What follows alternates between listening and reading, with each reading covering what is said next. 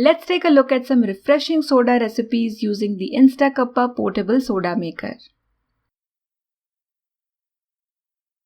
First, I am making a fruit spritzer. For it, you need any fruit juice. You can use a fruit juice of your choice. Add it to the InstaCuppa portable soda maker bottle. Ensure that you pour it between the minimum and maximum level.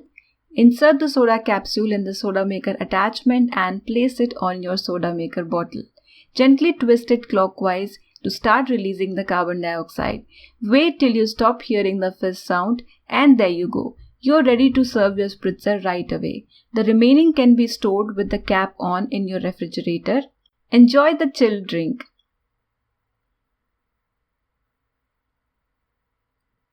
To make Jaljeera soda, you need a very few ingredients. Just pour water in the InstaCuppa portable soda maker bottle.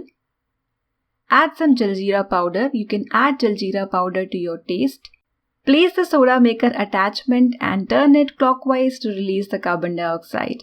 Wait till you stop hearing the fizz sound. This is the basic thing which you need to take care of while using this portable soda maker.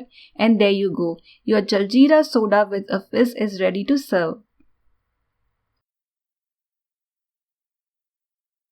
You can make a variety of mocktails using this soda maker like the one I'm making. You can make it directly in the bottle, or you can make plain soda and use a glass to prepare your mocktail. The mocktail I'm making here is a mix of lychee juice, water, iced tea and honey. It's a very easy mocktail and tastes great. Here you can control the amount of sugar or sweetener that goes in your drink. That's the advantage of having this portable soda maker at home. Serve it right away and enjoy. The remaining can be stored in the refrigerator.